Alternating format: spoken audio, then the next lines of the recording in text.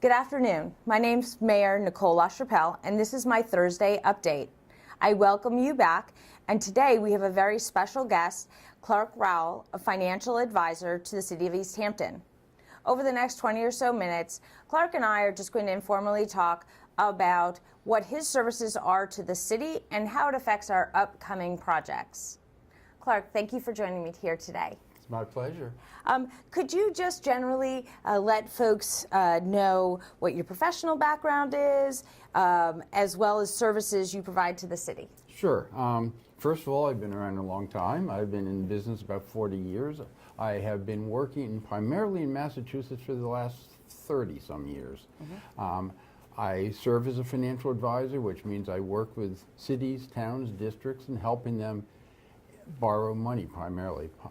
Probably 90% of the work is associated with borrowing money.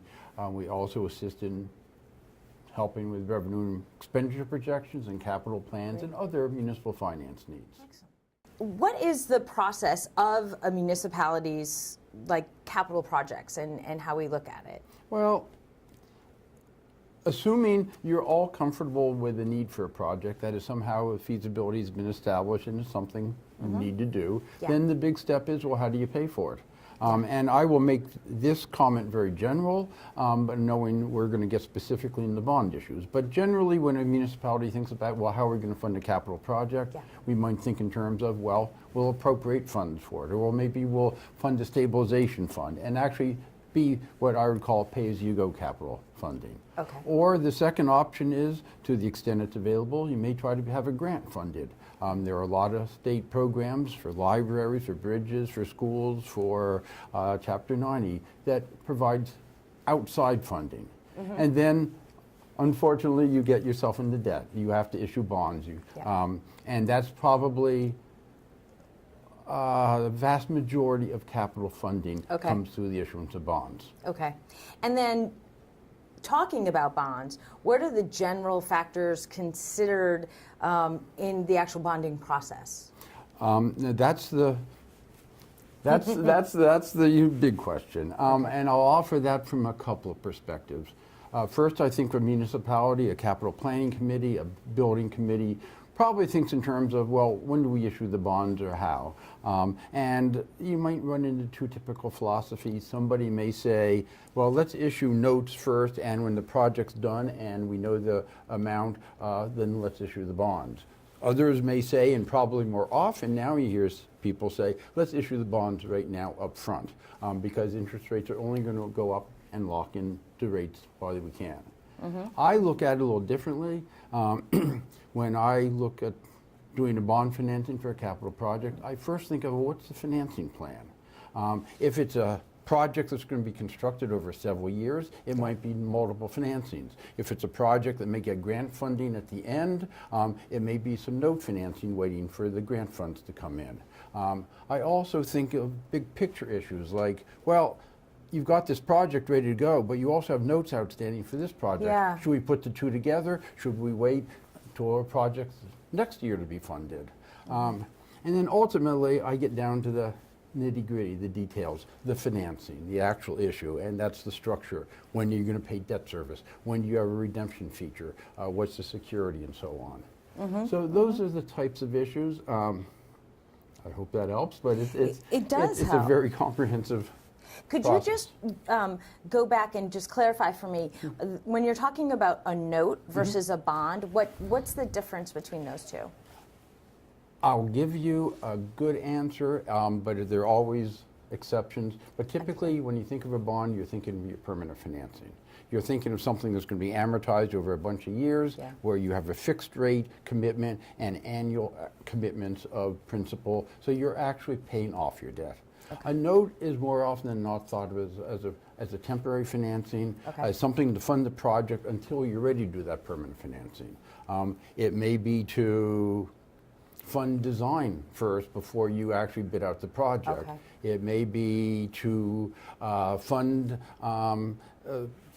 the project until you can get to a convenient point to appropriate debt service. But notes are typically short, 1 year, and temporary. Bonds are typically long and permanent. Okay, and as you're talking through this, and I'm kind of realizing your advice to a city isn't necessarily around one project and then you disappear until the next project.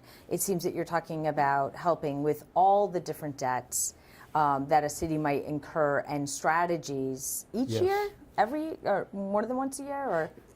It depends on the community, depending on how active an issuer they are. But you're absolutely right. It's more comprehensive than just here's an issue, take care of it, and then I disappear. Okay. Also, whenever we start an issue, we typically go back and say, well, gee, what are your old issues? Maybe one of those are getting closer to redemption date and we can refund it with lower rate debt. But I think your point's very well taken in the sense that the perspective should be comprehensive. Especially a city like East Hampton, you're not just doing one issue. You're going to have other issues, and so let's look at a very broad spectrum of what the issues might be. Gotcha. And might be something as simple as and logical as, gee, you have debt service at this level, but a bunch of years from now it drops off. Well, look, that's a perfect place to put in another capital project. So it could actually have us looking forward that far. Okay, all right. That's very helpful. So about the bond rating and what our bond rating is now, but also what factors go into setting that rate, and quite honestly, what do I do as a mayor to protect a bond rating we have now and improve it? Okay. Well, let me start with your current rating. It Okay. is a double A. Double A with Standard & Poor's. You do not have a Moody's rating. A double A in Standard & Poor's language is what I would say a 3 rating grouping of ratings that are the very solid best credits. Double A plus, triple A. Okay. You have been a double A for about 4 or 5 years, I believe, and I'm glad you asked about what you should be doing to protect it, because you do want to protect it. Both rating agencies have a set of criteria they look at when they rate a community. Standard & Poor's have different factors which they actually weight differently. The one they give the most emphasis on is the local economy. And you as mayor can't do a whole lot about changing it, but you can certainly do what you can to maybe promote new business coming in and so on. Yes. Their second most important factor is management. And that's when I talk to communities about, well, gee, what could you do to improve your rating? That's probably when I point at most often, simply because it's the one you have most under your control. Sure. So they ask, for example, do you do revenue and expenditure projections? Do you have a 5-year capital plan? Do you have a reserve policy? Do you have a set of financial policies, and so on? Okay. Then they look at a bunch of general financial factors. How much reserves do you have? How much flexibility do you have to take on something unexpected?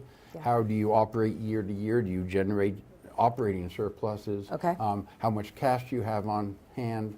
Finally, to get to your debt issues, how much debt do you have, and how much contingent liabilities, your pension and your OPEB liability. And finally, they do have one factor, which is actually a non-factor. They talk about the institutional. What is the structure of this entity? And in Massachusetts, both rating agencies look at the general laws and give one rating for all institutional. So that one you really have no control over. Okay. All Okay. else being equal, probably the best thing to look at is the management issues. Whether you can formalize something that's financed that's not as formal as it should be, and then make the case of the rating agency, see we should get a higher score in our management. And that's a conversation back and forth. So Yes. if there are different tools put in place that currently aren't, or structures of budget, I can go to that rating agency and say, this is where we are now, but this is where we're going forward, and this is what we've started to put in place? Yes.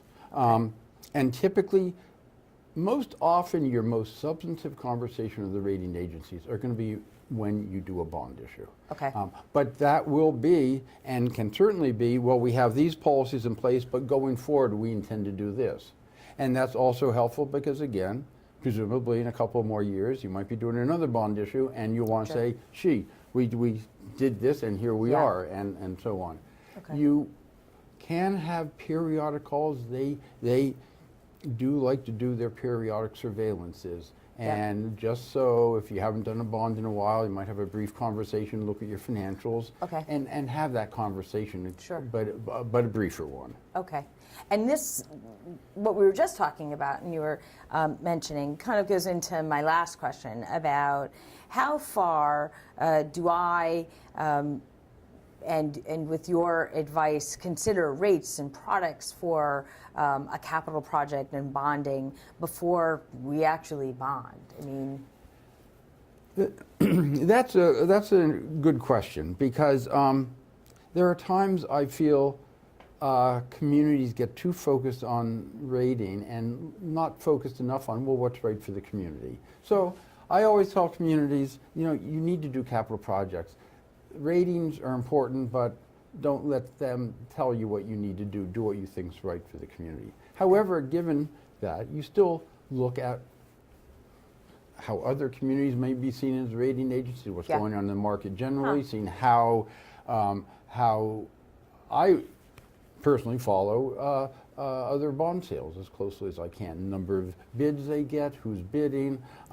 There are different characteristics in the tax code that get different groups of bidders. We're conscious about that, saying, gee, if you can keep your bonds like this, you'll get more bids. And there are issues you're going to be aware of, and then there are a bunch of issues you may not be as aware of, but I'm always looking at because I'm looking at the market and other sales. right, and coming in and having that conversation. Clark, thank you so much for joining me and also our audience. I really appreciate it. I don't know how many TV appearances you've made in the past, but fantastic job today. Thank you. This has been a pleasure. I am in front of a lot of boards of selectmen where I find myself on TV, but this one's gone better. Very, very good. Thank you very much. And thank you, everyone in the audience listening. I look forward to continuing the conversation with you about capital projects and our financial stability going forward. This is Mayor Nicole LaChapelle, and have a great week.